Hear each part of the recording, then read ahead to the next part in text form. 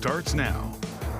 Skyrocketing utility costs. Your electric and natural gas bills are once again going up, and it may not be due to the colder weather. Yeah, the experts blaming the increase on the rising demand for data centers. It's a topic a lot of communities right now are dealing with. And there are plenty of people speaking out against the idea.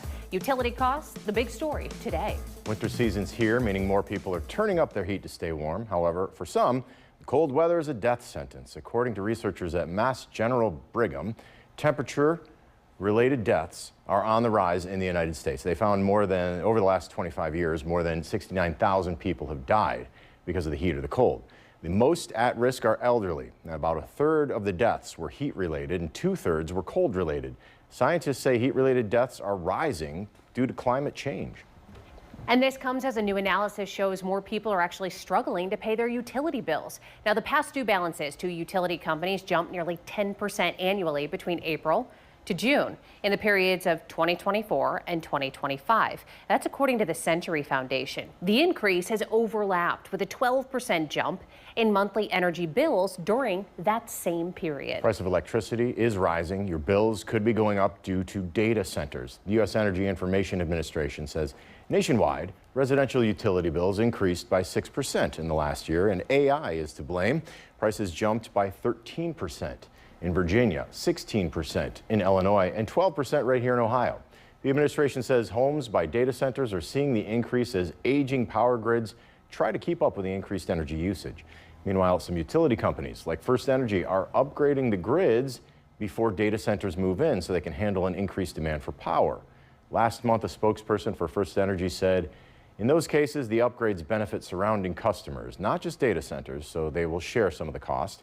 FirstEnergy also has a number of load studies submitted by companies interested in data centers across Ohio and Pennsylvania, and we asked for a list of studies by county.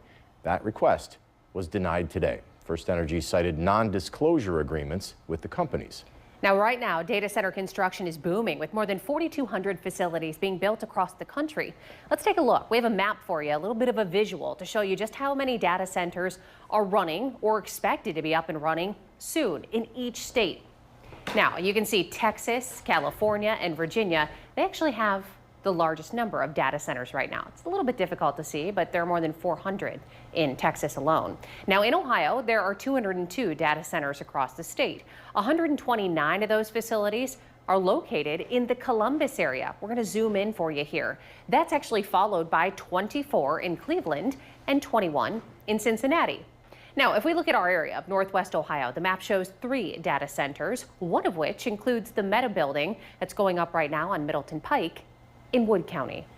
Some communities in our area are taking steps now to prepare for any potential future data center proposals. In Waterville Township, the zoning board is telling people who live in the area facility plans have not yet been brought to township leaders. It was not on the meeting agenda. However, data centers were the topic of conversation during the public comment portion during the meeting last night. One resident even brought up a map that's been spreading among community members online. He said it appears to be plans for a data center. However, township leaders say there are no plans yet. They have not been contacted by a company, but in case they are, they've made some rules and precautions. This is because they've heard some residents are being approached with plans for a data center. The first time it was brought to our attention, we started thinking, what can we do to protect us and the township residents from this if it did, and we wanted to have some kind of say prior to it being built. Township officials say you can voice your opinions to them or fill out a survey that the township sent to each resident by postcard. Other communities also wanting to open the door to data centers. Happening this Thursday, a public town hall discussion on data centers will be held at Anthony Wayne High School. This is a chance to learn about the growing presence of the facilities and the impact on our local economy. That event's free. Starts at 5:30 in the auditorium. Meanwhile, people in Michigan also looking to build data centers all across the state. Right now, there are 57 facilities that are up and running in the state of Michigan, and most of those are located in the Detroit area. However, more could be coming soon. In Howell Township, people living there now voicing concerns about a possible new data center. And if plans for the project get approved, it could become one of Livingston County's biggest developments. More than 1,000 acres of farmland would be used to build the data center. The community now questioning the data center's electricity consumption and if the current power grid can actually support it. Others are focused on the environmental impact that the data center could have.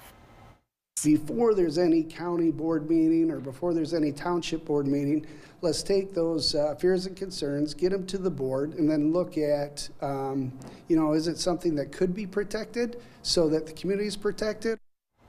Now, happening this week, the Howell Township Board is scheduled to meet on Thursday to consider a 6-month moratorium that is, on action regarding the data center, giving members more time to study that proposal before making a decision. There's also help to pay utility bills. This month, applications for Pathway Toledo's Winter Crisis Program opened up. It gives relief for those who've lost or are at risk of losing connection to utility services. Income-eligible Ohioans can receive a one-time benefit during the colder months to help with their home energy bills. One applicant we spoke with today says he's never come close to needing help to make ends meet, but a number of factors got his family to this point. Time's tough with the economy. I mean, with everything the way it's going now, with the high cost of living, your food's going up, your electric, your bills, everything's going up. For information on how you can apply for the Winter Crisis Program, head to the links we mentioned section on our website, 13abc.com. And this